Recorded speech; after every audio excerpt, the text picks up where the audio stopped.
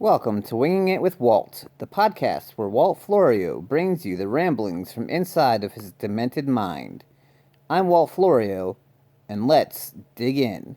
On today's episode, we are going to be talking about part of the current rebuild going on with the Baltimore Orioles. Now, for a team to have a successful rebuild in Major League Baseball, they need to partake in three aspects of the game of baseball. They need to be able to trade away current talent on their Major League roster to bring in multiple prospects from another team and try to build their farm system up. They need to be able to draft well and fill their organization with more young talent. And they need to be able to hit the international market and sign international free agents that can also come in and help build up the team's farm system and help them win a few years down the road. On today's episode, we are going to be focusing on the trades that the Baltimore Orioles have made from July of 2018 until present day. In those trades, the Baltimore Orioles traded away 18 players and got a whopping 37 players in return. What the team that is trading away the Major League players is hoping is that some of these players that they get in return are going to develop and become good down the line, and they can be replacing the one good player that they're trading away with 3 or 4 good players down the line and help the team reach a higher level than what they are currently at. Let's take a look at some of the trades that the Baltimore Orioles have made. In July of 2018, the Orioles traded away starting pitcher Kevin Gausman and relief pitcher Darren O'Day to the Atlanta Braves. In that deal, the Braves sent the Orioles 4 prospects in return. They sent the Orioles catcher Brett Cumberland, third baseman J.C. Encarnacion, relief pitcher Evan Phillips, and starting pitcher Bruce Zimmerman. The Orioles also traded away relief pitcher Zach Britton to the New York Yankees in return for 3 prospects in July of 2018. Those prospects were pitcher Dylan Tate, relief pitcher Cody Carroll, and pitcher Josh Rogers. The Orioles also that summer traded away Jonathan Scope to the Milwaukee Brewers in return for 2 prospects and 1 Major League Baseball player. The 2 prospects were shortstop John Carmona, starting pitcher Luis Ortiz, and Major League Baseball second baseman Jonathan Villar. The last trade the Orioles did in July of 2018 was trading away star third baseman Manny Machado to the Los Angeles Dodgers in return for 5 players. In that deal, the Orioles got utility infielder Rylan Bannon, right fielder Yusniel Diaz, starting pitcher Dean Kramer, relief pitcher Zach Pop, and another utility fielder named Bryce Valera. These trades were all made under the last general manager, Dan Duquette. Let's take a look at how some of the players the Orioles got in return for those deals have done in the Orioles farm system. Let's start out with catcher Brett Cumberland.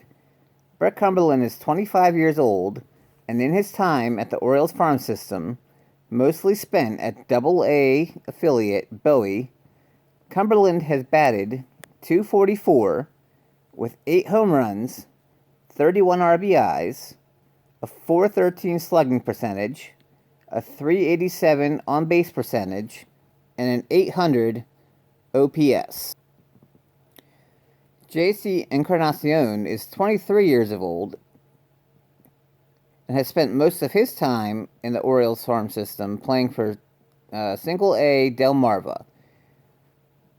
Encarnacion is currently batting .236 with 11 home runs, 57 RBI, a .356 slugging percentage, .278 OBP, and .634 OPS in the Orioles farm system since the trade.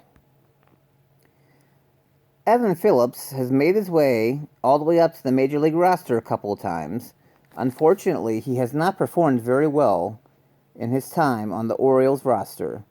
Phillips has pitched to a 7.36 ERA in 47.2 innings pitched, with 40 walks, 68 strikeouts, and a 1.833 whip, which is a walks and hits per innings pitched.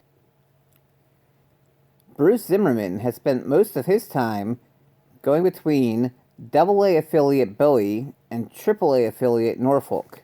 In his time in the Orioles farm system, Zimmerman has pitched to a 3.35 ERA in 161.1 innings pitched, 59 walks, 150 strikeouts, and a 1.33 whip.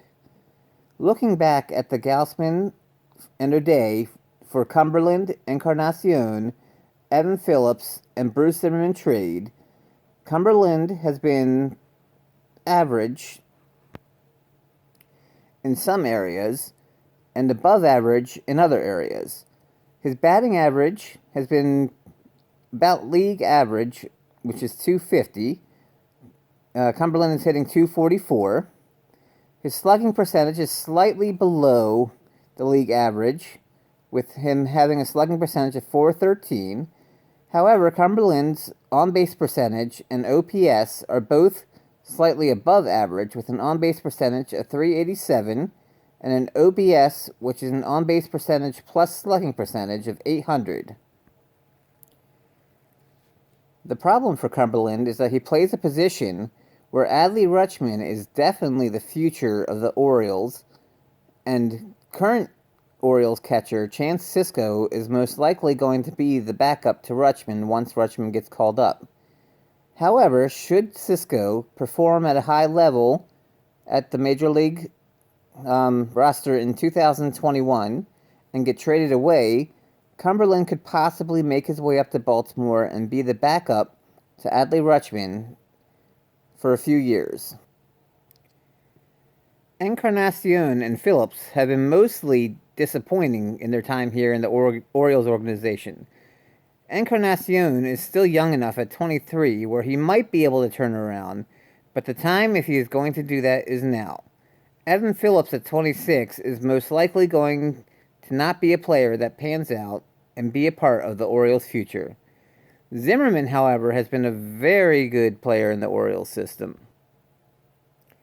Zimmerman has pitched to an above-average ERA, an above-average whip, an above-average strikeouts per 9 innings pitched, and an above-average walks per 9 innings pitched. Zimmerman has actually made his way up and made his Major League debut at the end of the 2020 season last year, and I am very excited to see what Zimmerman can do in 2021. The two players the Orioles traded away in this deal, in Gausman and O'Day, have not really done too much of note for their new organizations.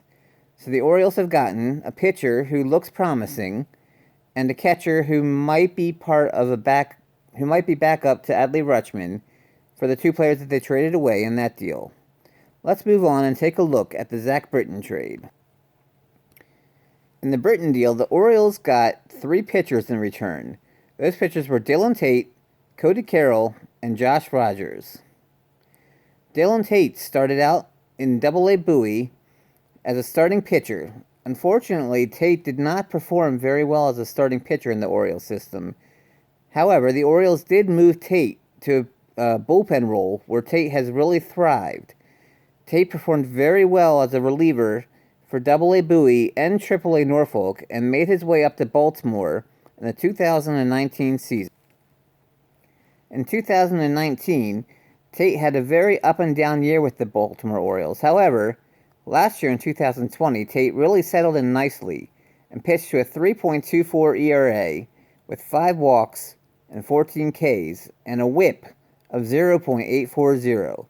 That is an above-average ERA, an above-average strikeout rate, an above-average walks rate, and a way above-average whip.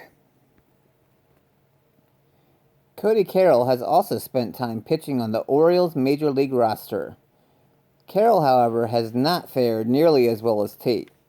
Carroll has pitched to a 9.00 ERA in 12 innings pitched, with 13 walks, 16 strikeouts, and a whip of a whopping 2.00. These are all pretty horrible numbers across the board. Josh Rogers has also pitched on the Major League roster for the Baltimore Orioles, and much like Carroll, has not performed very well. Rogers has pitched to an 8.65 ERA in 26 innings pitched, with 11 walks, 11 strikeouts, and a 1.769 whip. Both Carroll and Rogers are at an age where a turnaround is very unlikely. So, as it appears, the Orioles, in the Zach Britton trade, traded away a back end of the bullpen reliever, and in return got a guy in Tate who might end up being a quality back end of the bullpen relief pitcher. Let's move on and take a look at the Jonathan Schoop trade. The Orioles traded away Jonathan Schoop and in return got two prospects in John Carmona and Luis Ortiz. They also received a Major League Baseball second baseman named Jonathan Villar. In the Orioles organization, John Carmona, who is 21 years old currently, has not batted too well for the lower levels. Carmona hit .225 with 0 home runs and 10 RBIs, a .287 slugging percentage, .285 OBP, and a .572 OPS in the Orioles system so far. These are all pretty bad numbers, but Carmona is only 21 years old and still has a little bit of time to develop and progress. Ortiz is actually not in the Orioles organization anymore, but when he was here, pitched very up and down. He had an okay 2018 in the minors and a terrible 2019 in the minors.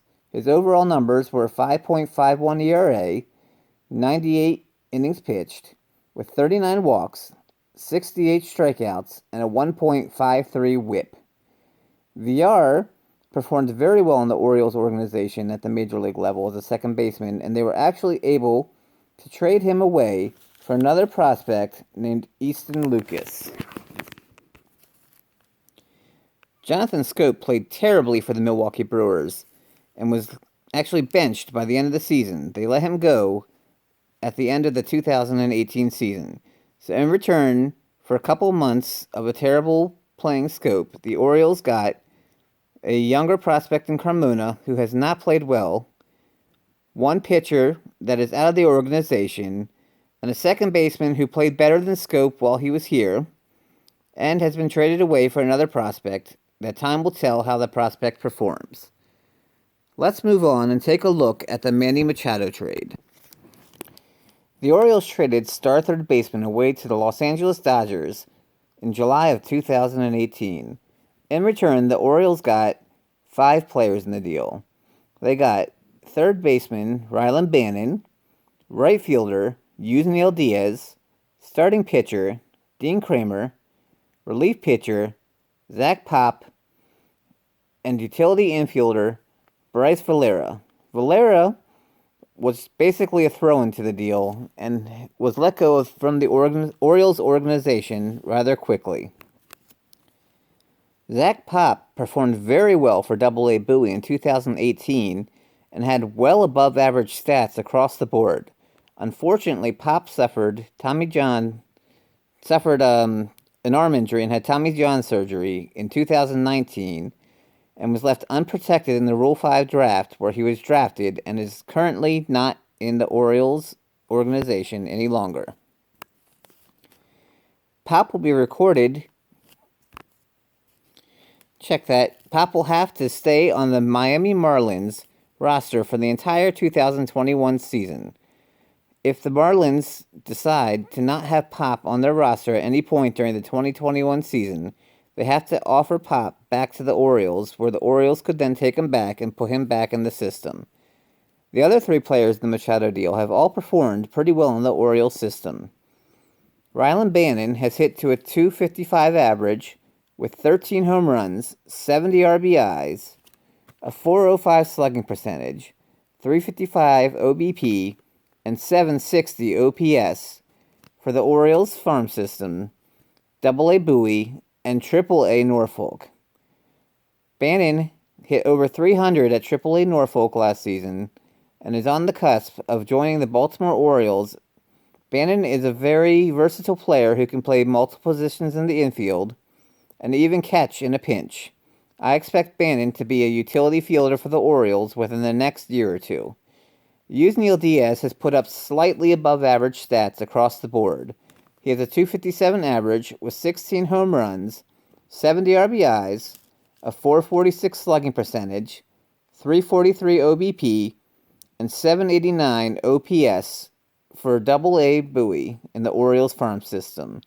While these numbers are not eye-popping and well above average, they are slightly above average, and Diaz is also a good fielder, and at 23 years old, I believe Diaz can develop into an even higher level and become a quality player for the Orioles for years to come. Dean Kramer has pitched excellent for the Orioles. In their farm system at Double-A Bowie and Triple-A Norfolk, Kramer pitched to a 3.39 ERA in 159 innings pitched, with 54 walks, 175 strikeouts, and a 1.27 whip. These numbers are all above average. Kramer made his Major League Baseball debut for the Baltimore Orioles last season during 2020. In his first 3 starts with the organization, Kramer pitched to a 1.69 ERA in 16 innings pitched, with 9 walks and 20 strikeouts and a 1.06 whip. These are all amazing numbers and are very promising. Kramer is a pitcher with 4 pitches in his repertoire and a very intelligent brain that knows how and when to throw the pitches that he needs to throw to get hitters out. I have very high hopes for Dean Kramer. As Rihanna once said, Dean Kramer's whips and brains excite me, or something like that. So summing up the Manny Machado trade, for a player that the Dodgers only got 2 months of service out of, they gave up a player who looks to be a quality future utility infielder for the Orioles, a player who could develop into a star right fielder, a starting pitcher who has performed very well at every level, including the major leagues in his short stint last season, a relief pitcher who had amazing stats in the minor leagues that unfortunately left the Orioles in the Rule 5 draft this past offseason, and a throw-in player that is no longer in the organization. This concludes the deals that the previous general manager Dan Duquette made in the summer of July of 2018. In the 4 deals that he made, he got back a catcher who might be a backup catcher in Brett Cumberland, a relief pitcher in Dylan Tate, who looks like he could be a very successful late-inning reliever, and a utility infielder in Rylan Bannon, who could be a quality fielder for the Orioles and a solid bat for years to come, a right fielder in Yusniel Diaz, who might be a star right fielder down the line, and a starting pitcher in Dean Kramer and Bruce Zimmerman, who both are putting up quality numbers in the minor leagues and might be part of the Orioles' future starting rotation.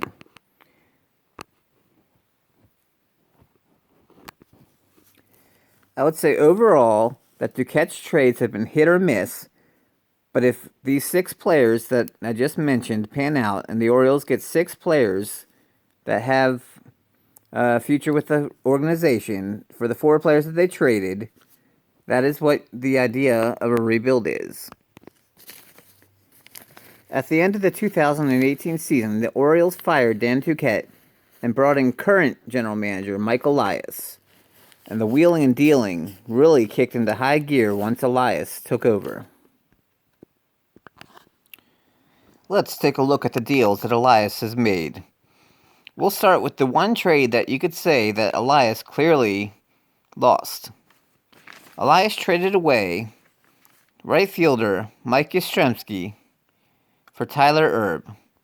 Unfortunately for the Orioles, Yastrzemski has really taken off under the Giants' system and has performed very well for the San Francisco Giants.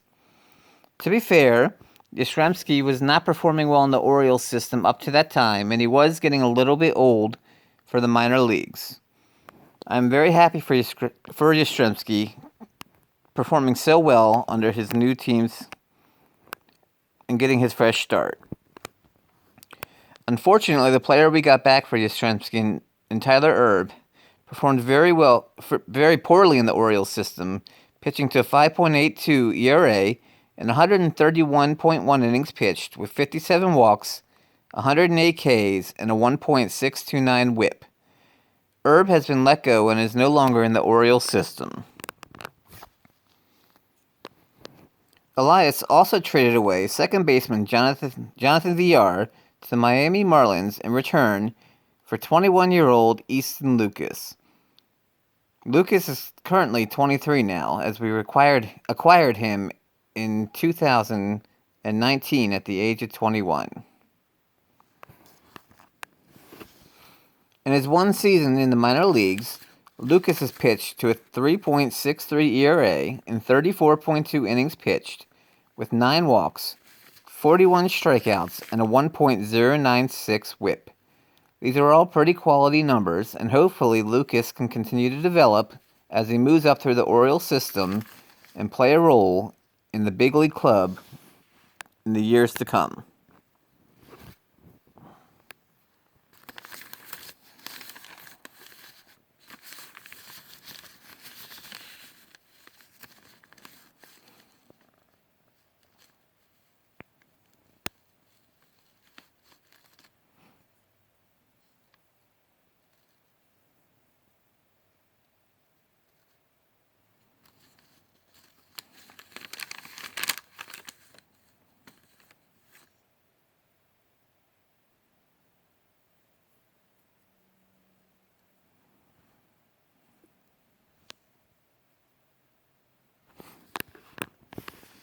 Elias also traded away starting pitcher Dylan Bundy to the Angels in return for 4 pitching prospects. They are Isaac Mattson, Zach Peak, Kyle Bradish, and Kyle Brnovich. In the minor leagues, Mattson has pitched to a 2.89 ERA in 199 innings pitched, with 69 walks, 242 strikeouts, and a 1.126 whip. These numbers are pretty good in ERA, strikeout rate, and whip. Zach Peak has pitched to a 3.84 ERA in 232.1 innings pitched with 80 walks,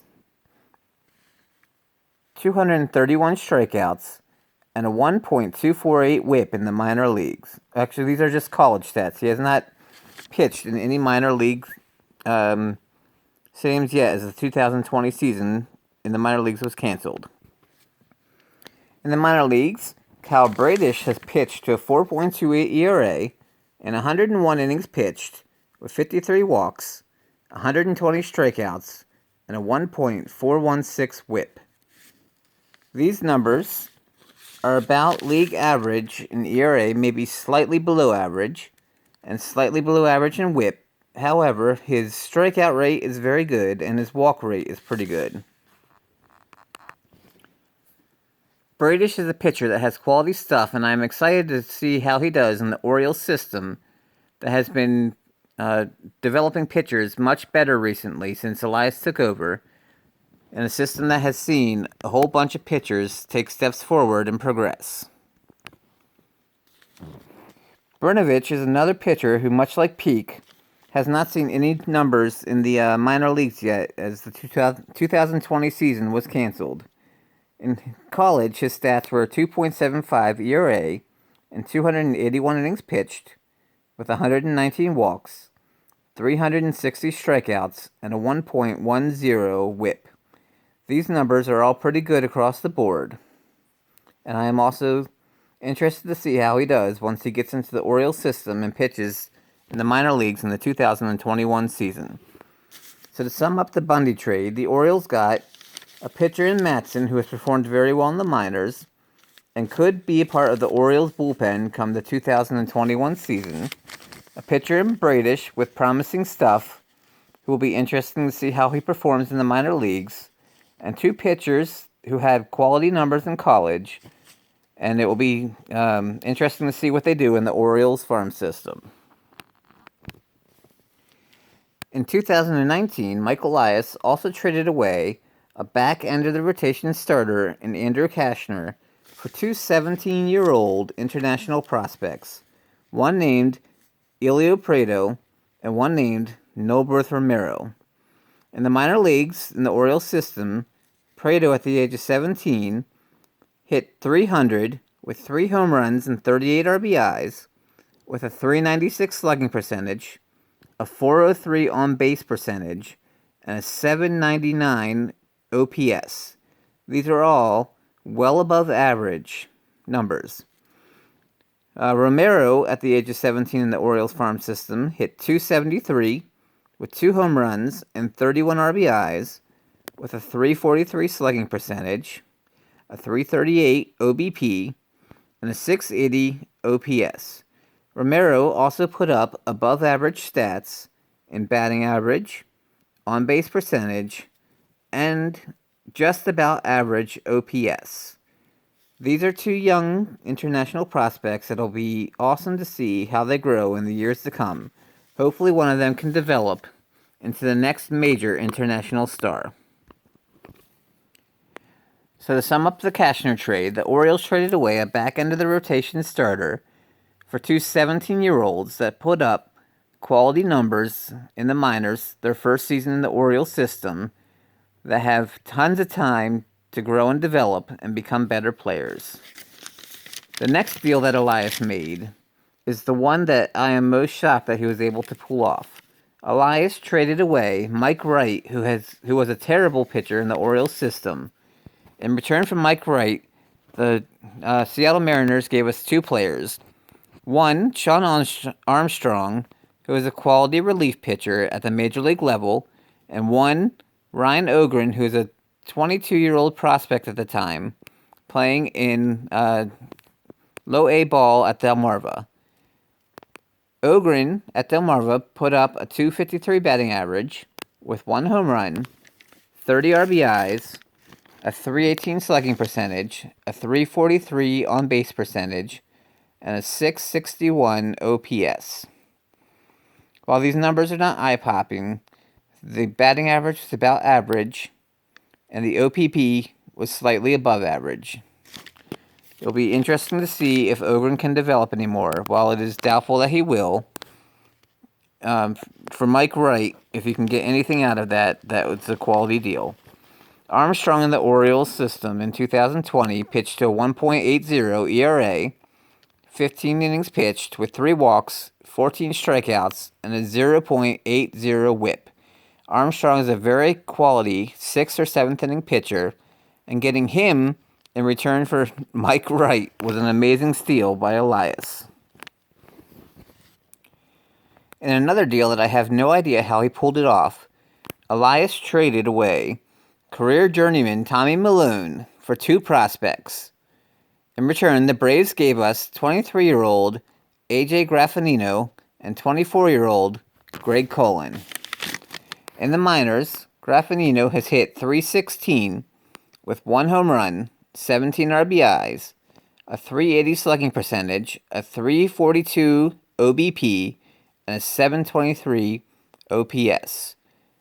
The OPS is slightly above average, the on-base percentage is fairly well above average, and the batting average is fairly well above average, while the slugging percentage is slightly below average. Cullen has batted .273 with 11 home runs, 91 RBIs, a .400 slugging percentage, a .387 OBP, and a .794 OPS. Cullen has quality power numbers, an above-average batting average, a just below average slugging percentage, an above average on-base percentage, and an above average OPS in the minor leagues.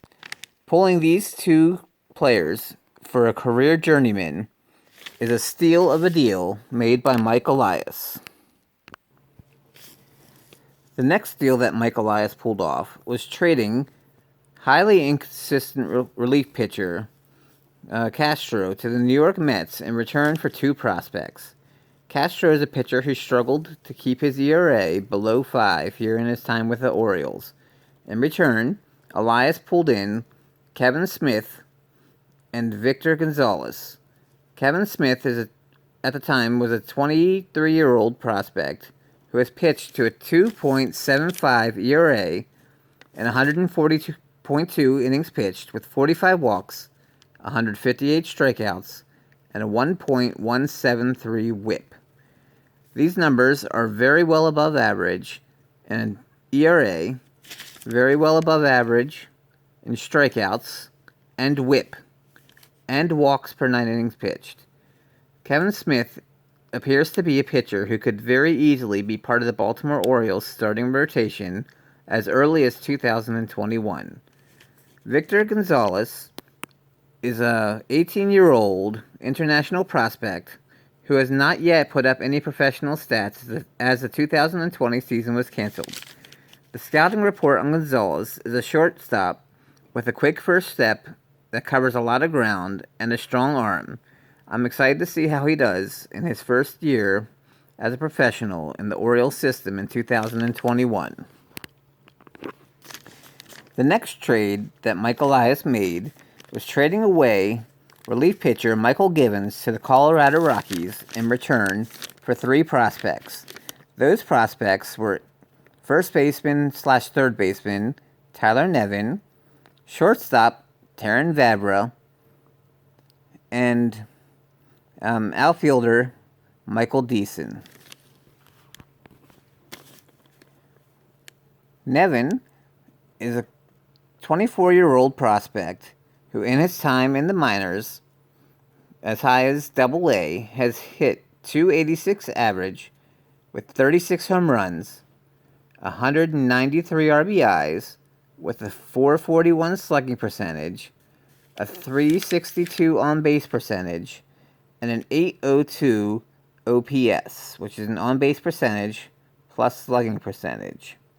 These numbers equate to a well above average batting average, excellent power numbers, a slugging percentage that is slightly above average, an on-base percentage that is well above average, and an OPS that is well above average. Nevin looks to be a very promising prospect that could see time in Baltimore in the very soon future. Much like Nevin, Vavra has put up excellent numbers in the minor leagues.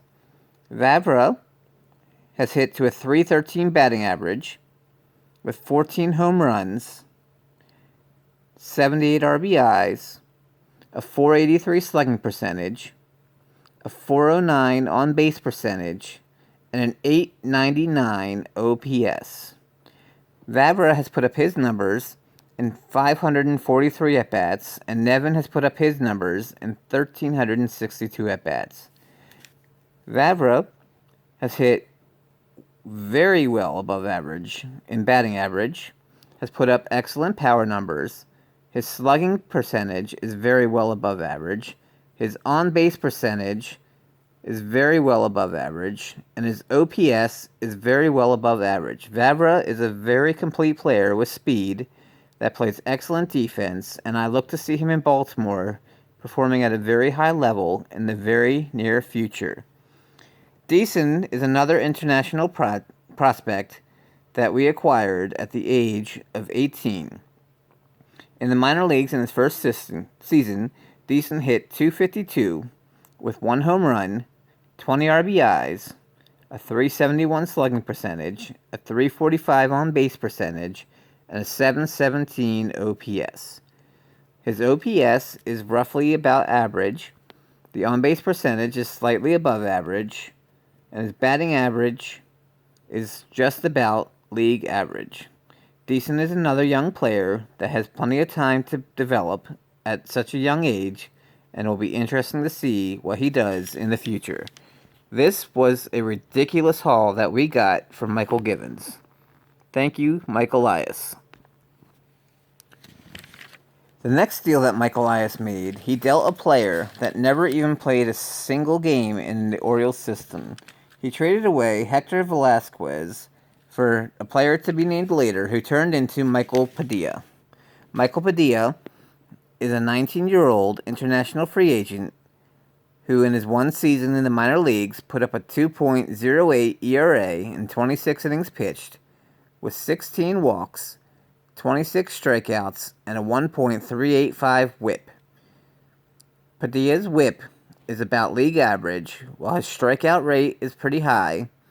His walks are a little bit high, but hopefully he can develop some better control as he ages a little bit. And his ERA is well above average. Hopefully the coaches down in the Orioles minor league system can work with Padilla and get his control to be a little bit better and develop him into a very high quality pitcher. The next deal that Mike Elias made was dealing away relief pitcher Richard Blyer for another young 18-year-old international free agent named Isaac De Leon. In his one season in the minor leagues with the Marlins, De Leon hit .256 with 1 home run, 20 RBIs, a .324 slugging percentage, a .367 on-base percentage, and a .691 OPS. De Leon has a lot of speed, and his batting average was about league average, with a slightly below average slugging percentage, a slightly below average OPS, but a fairly high above average on-base percentage. De Leon is another young player, which Elias clearly values, that has plenty of time to grow, and hopefully in the Orioles system he could take steps forward and start to progress, and we can see progress out of him. The next deal that Mike Elias made was trading away shortstop Jose Iglesias to the Angels for 2 prospects. One was a 19-year-old international free agent who played in the Angels system for 1 season named Gene Pinto, and the other was a college pitcher named Garrett Stallings, who was drafted and did not get to play in the minor leagues in 2020 due to the canceled season. Pinto, in his 1 season in the minor league system, put up a 2.25 ERA in 12 innings pitched with 3 walks, 19 strikeouts, and a 1.250 whip. His whip is slightly above average, while his strikeout rate is very high, and his walk rate is very low. His ERA is also well below average, well above average. He's pitched excellent in the minor leagues, and it will be interesting to see how he does in the Orioles system as they develop him. Stallings' numbers in college were a 3.76 ERA and 251.1 innings pitched, with 37 walks, 182 strikeouts, and a 1.281 whip. Stallings' whip is slightly above average. His strikeout rate